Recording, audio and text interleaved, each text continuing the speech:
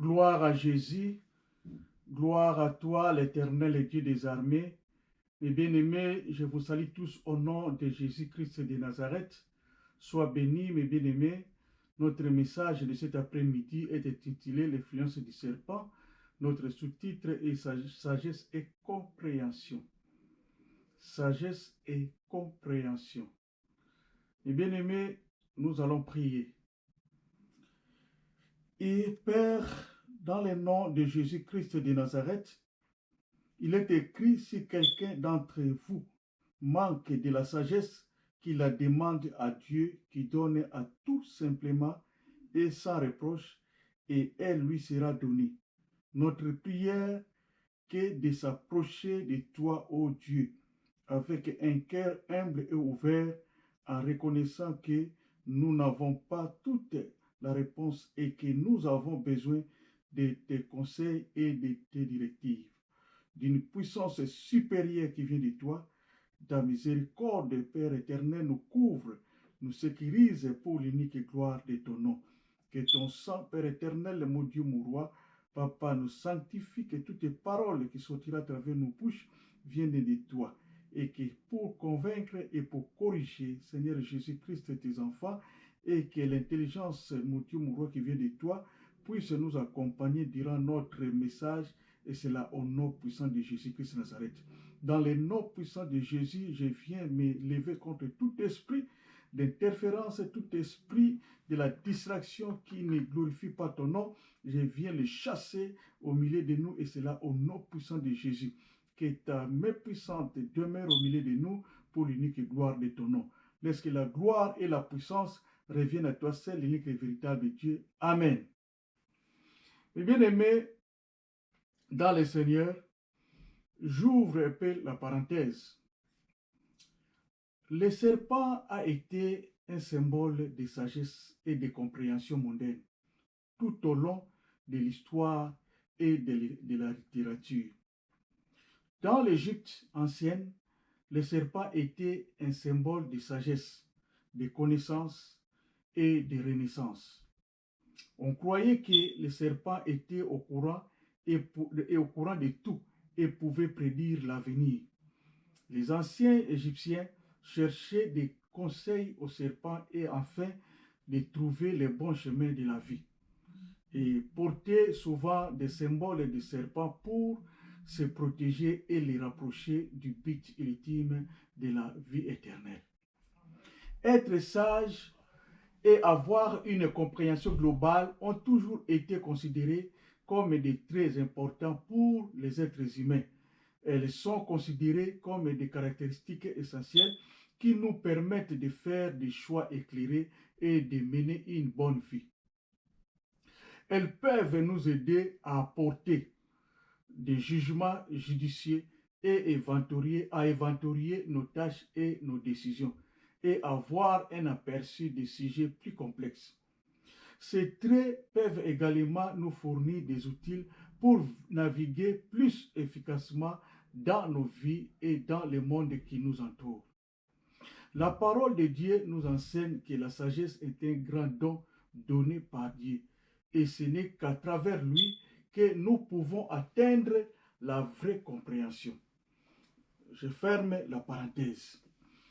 Lisons Proverbe 4, verset 7. Je lis au nom de Jésus.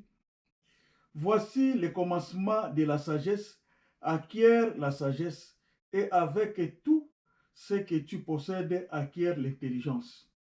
La parole de Dieu. La sagesse est la chose principale que nous allons parler ce soir. Par conséquent, obtenez la sagesse, et avec tout ce que nous obtenons, prenez la compréhension.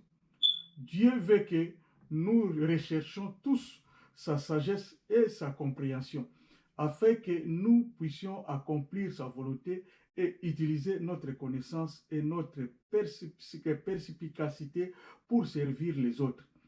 La vraie sagesse et la compréhension viennent de Dieu. La vraie sagesse et la vraie compréhension viennent de Dieu. En revanche, faire confiance à notre propre sagesse et utiliser notre compréhension limitée peut conduire à la folie et à la destruction. Lisons Jacques 3, 17. Je lis au nom de Jésus. Il est la sagesse d'en haut est premièrement pure, ensuite pacifique, modérée, conciliante, pleine de miséricorde et de bons fruits, exempte de duplicité, d'hypocrisie. La parole de Dieu. Mes bien-aimés dans le Seigneur, ce soir la volonté de Dieu est que nous renonçons aux œuvres mortes et à tout ce qui amène la corruption morale et spirituelle, car cela conduit à une corruption de la relation entre les humains et Dieu. Cette corruption a provoqué une rupture de la vérité, un mépris pour la justice et une dévaluation des relations entre les gens. Et tant que chrétiens, nous sommes appelés à lutter contre la corruption spirituelle et morale en vivant une vie qui honore Dieu, en faisant preuve de miséricorde et de pardon, en cherchant la justice et en encourageant, en promouvant les bons comportements. Et renoncer à la puissance qui parraine cette sagesse ou cette intelligence humaine.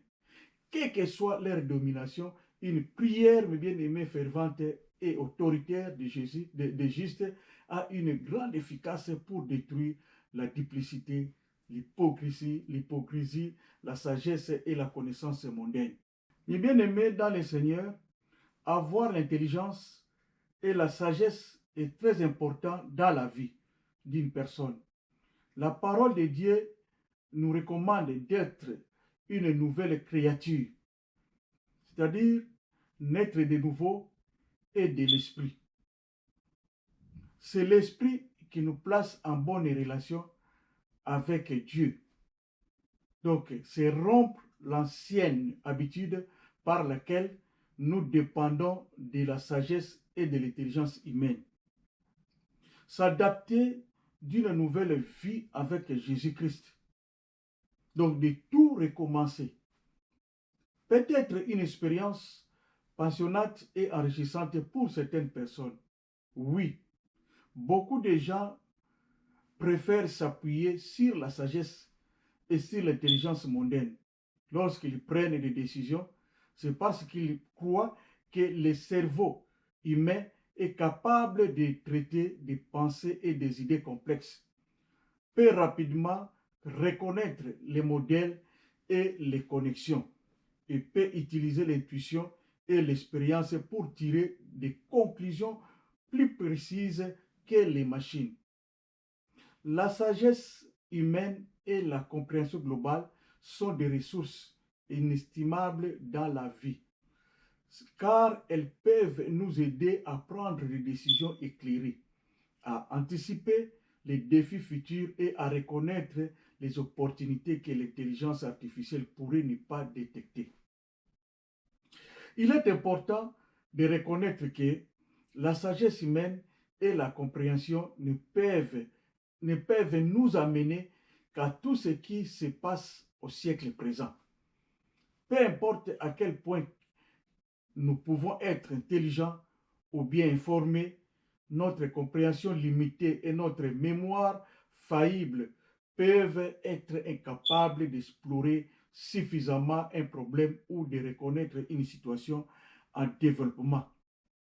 Nous avons vu dans le livre de Daniel, les magiciens, les astrologues ou les chaldéens de Babylone n'ont pas pu révéler au roi les songes oubliés et même donner son explication.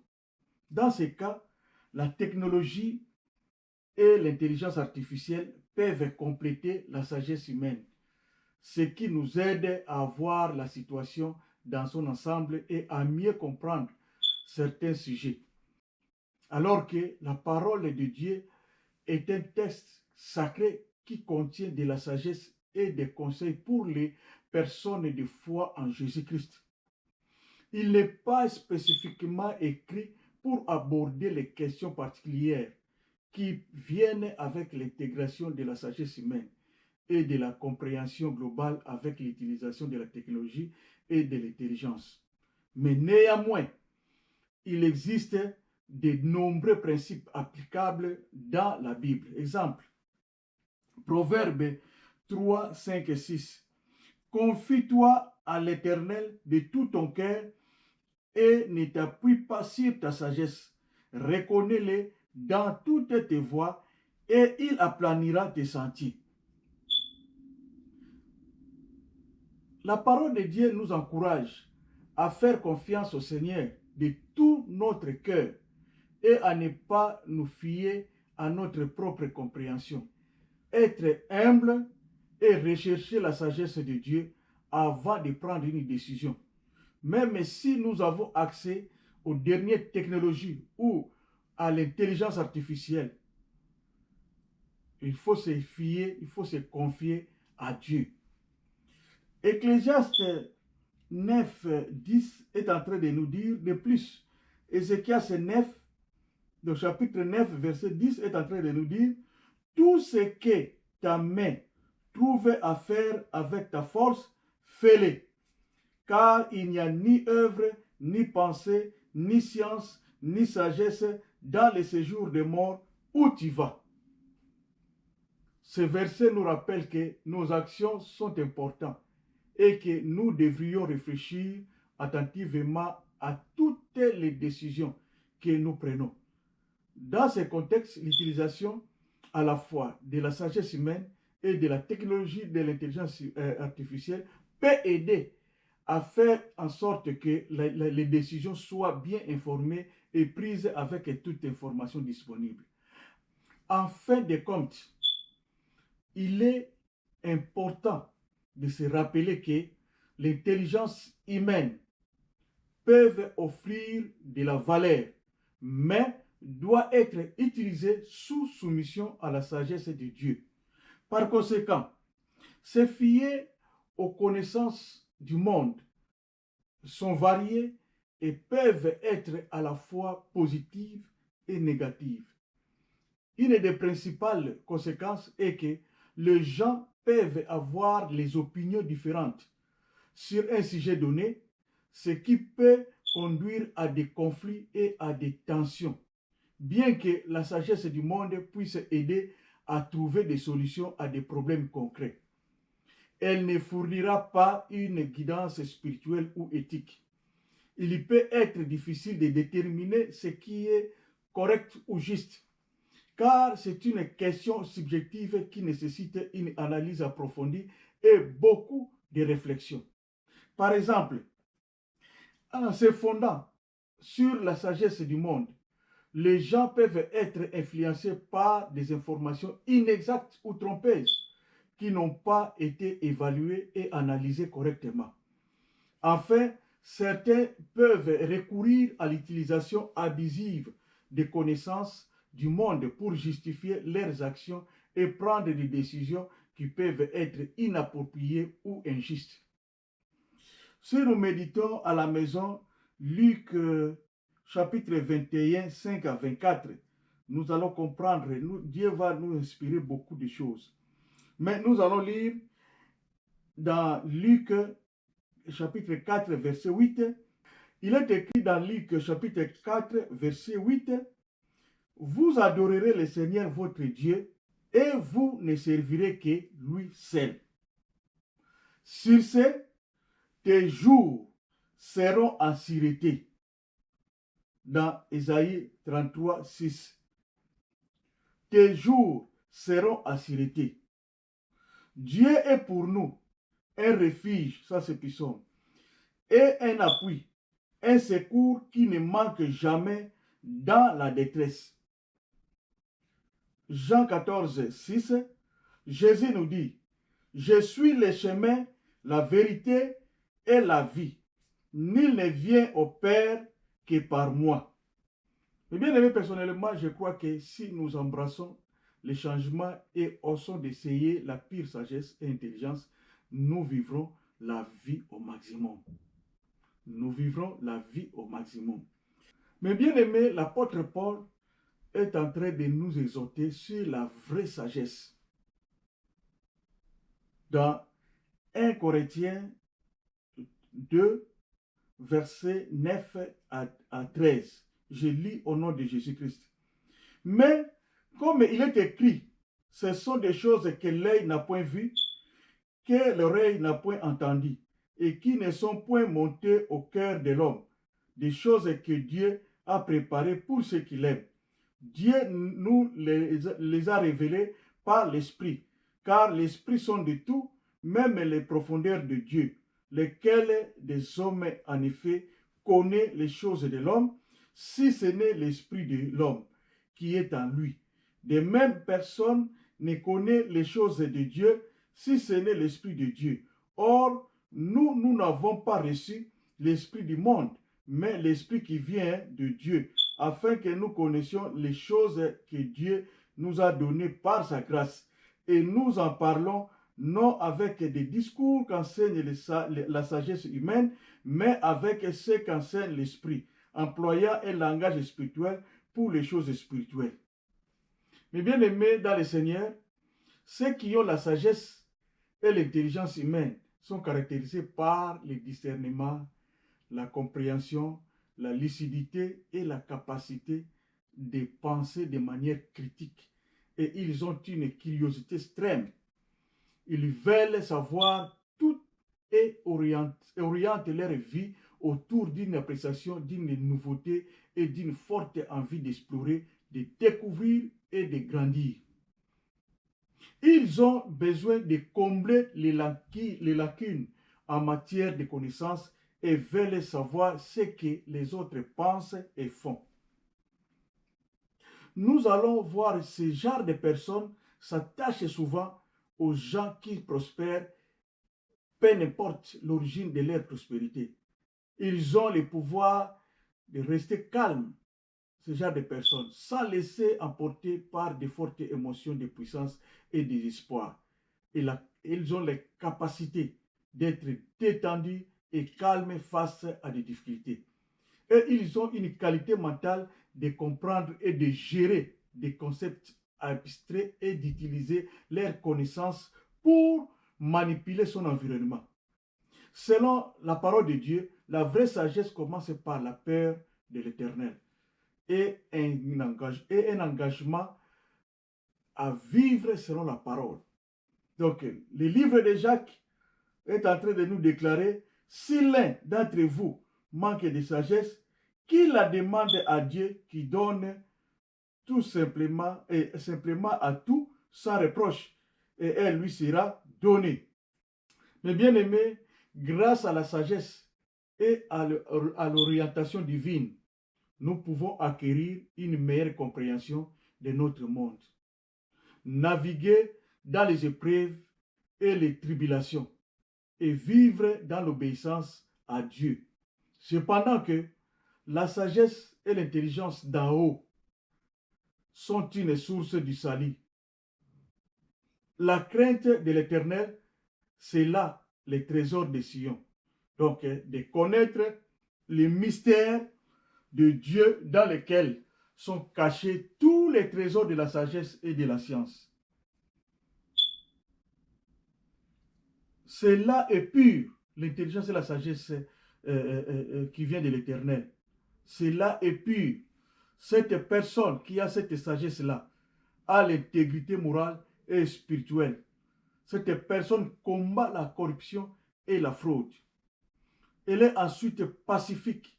C'est une personne qui trouve la paix et le réconfort dans ses propres pensées et dans le monde qui l'entoure.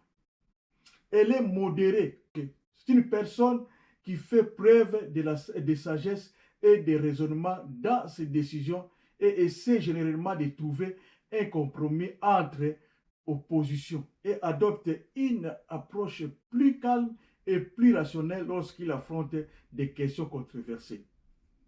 Une personne modérée se présente souvent de manière impartiale, codifiant et respectant toujours les différences d'opinion. Une personne modérée se concentre sur les biens communs et peut accepter les opinions des autres. Et elle met un point d'honneur à être ouverte à la discussion et à la recherche de solutions réalistes aux problèmes. Elle est conciliante. Elle est raisonnable, flexible, disposée à écouter et à changer. Elle a la capacité à trouver un terrain d'attente et à réconcilier les différentes opinions et points de vue. Elle fait preuve de se mettre à la place de quelqu'un et peut voir des côtés positifs dans chaque point de vue et prêt à adapter sa propre position si nécessaire afin de satisfaire les deux parties. Elle est généralement prête à compromettre et à discuter jusqu'à ce qu'elle trouve un compromis adéquat qui convient à tout le monde. Elle apprécie généralement les avantages des autres et sont disposées à écouter ce que les autres ont à dire et sont ouvertes à l'idée de partager les points de vue et les opinions. Elle est pleine de miséricorde, implique la compassion, la générosité et le pardon. Elle est pleine de miséricorde. Nous sommes appelés à être intègres et honnêtes dans nos paroles et nos actions et dire la vérité les uns et les autres. À faire preuve de loyauté à l'égard de Dieu et de nos frères et sœurs en Christ. Donc, libre de préjugés envers les gens et sans double esprit envers Dieu. Ce genre de personnes ne sont pas hypocrites. Donc, la sagesse de Dieu rend les gens authentiques. La vraie compréhension est fondée sur la foi et les Écritures. Paul explique que les Écritures sont capables de nous apporter la grande joie et de produire une véritable compréhension spirituelle. Éphésiens 4, 14 est en train de nous dire, nous ne devons plus être des enfants jetés d'un côté à l'autre par les vagues et portés par chaque vent de doctrine, par la ruse humaine, par l'ingéniosité dans des schémas trompeurs et d'éviter d'être influencés par des faux enseignants, par des faux serviteurs de Dieu. Ce n'est qu'en lisant à juste titre la parole de la vérité que nous sommes en mesure d'acquérir la compréhension et le discernement de nos vies. En fin de compte, c'est la foi donnée par Dieu qui nous conduit à embrasser la vérité de sa parole et de comprendre les grands récits de la rédemption qui s'y trouve.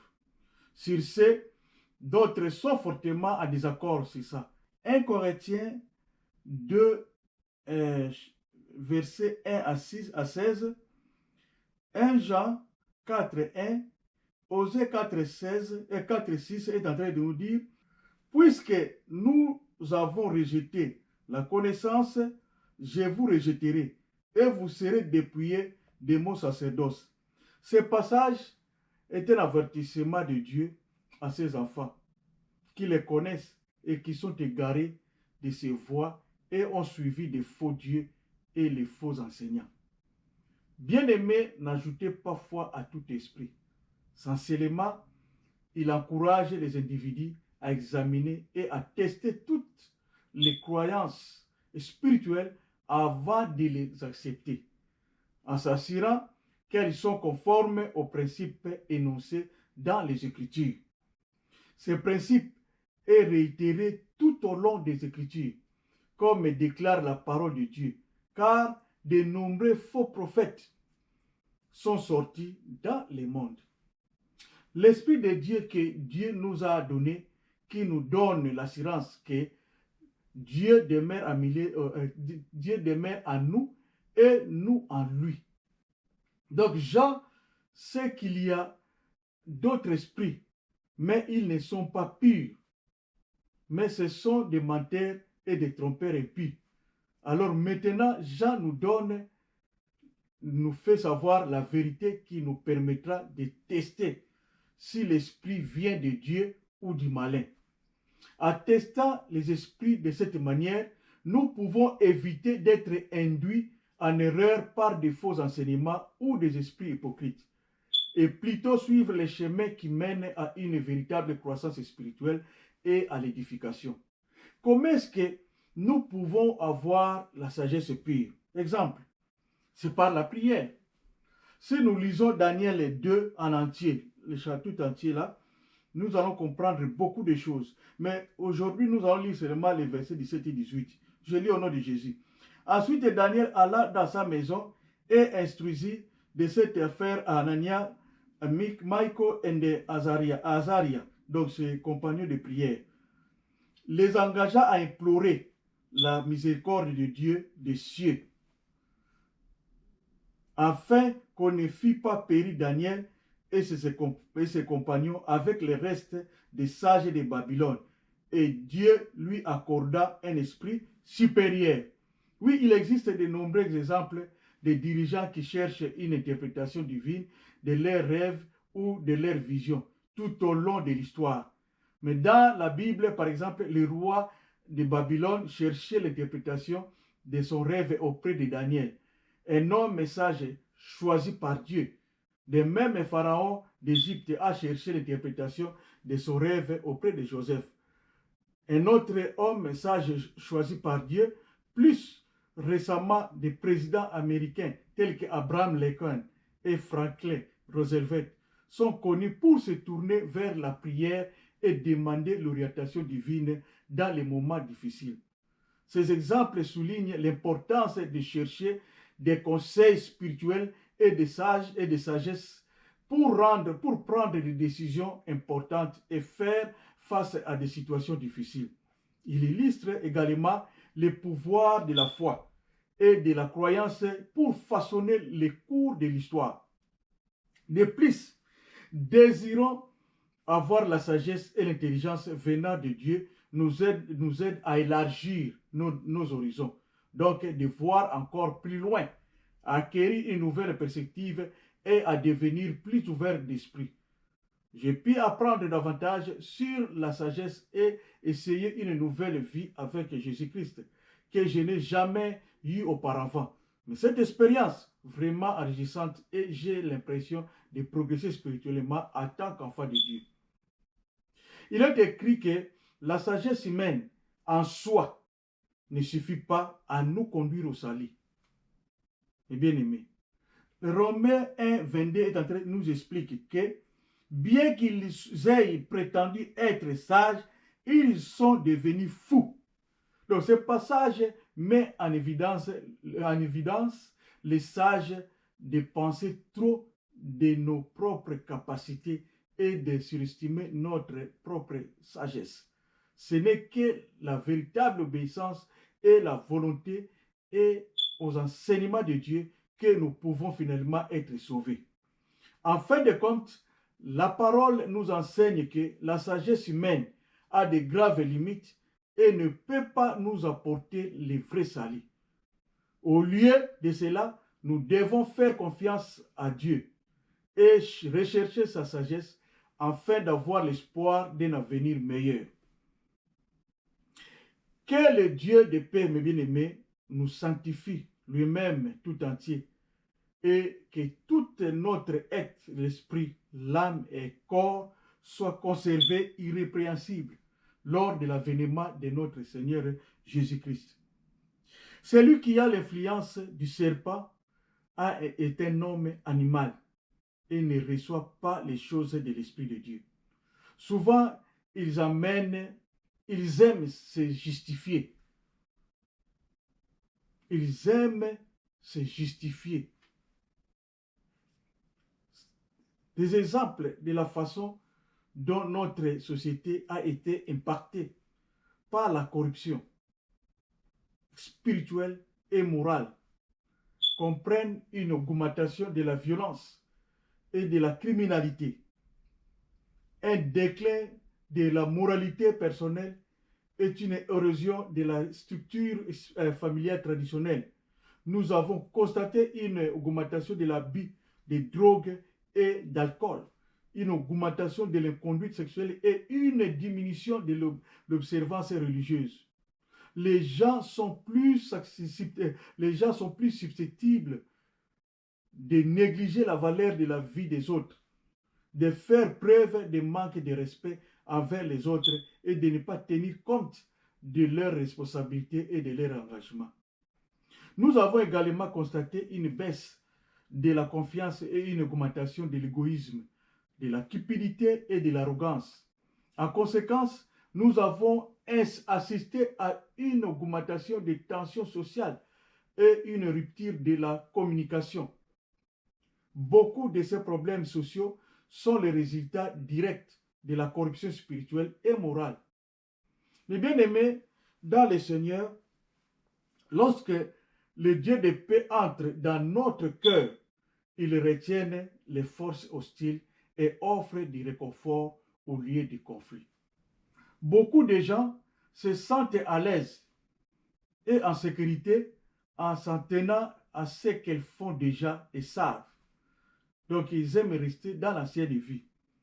Certaines personnes croient que s'en tenir au familier ou dans la routine peut conduire à un sentiment de prévisibilité ou s'attendre à quelque chose de bon ou de grandeur et de stabilité dans la vie. Salomon disait vanité de vanité. Par exemple, lorsque Pharaon a refusé de libérer les Israélites de l'esclavage en Égypte, il a été jugé par le Seigneur pour sa dureté de cœur et son refus de croire en Dieu. La parole de Dieu, nous pouvons voir de nombreux, dans la Bible, nous pouvons voir de nombreux exemples de l'impact de la corruption spirituelle et morale sur notre société. Un exemple peut tirer du livre de Genèse, lorsque Dieu a envoyé un déluge sur la terre comme punition pour la méchanceté et les péchés de l'humanité. La parole de Dieu nous donne également des exemples de la façon dont la corruption spirituelle et morale peut saper les fondements même de la moralité et de l'ordre social. Par exemple, lorsque Jésus a réprimandé les changeurs d'argent dans les temples, il s'exprimait contre un système qui donnait la priorité aux gains financiers par rapport aux rapports spirituels, aux valeurs spirituelles et aux principes moraux. Jésus a également raconté des paraboles telles que les bons samaritains qui soulignent comment la compassion et la miséricorde sont les composantes nécessaires d'une société morale et juste. Mais bien aimé dans le Seigneur, ce type de sagesse humaine, donc l'intelligence et la sagesse humaine, n'a pas pu aider Pharaon.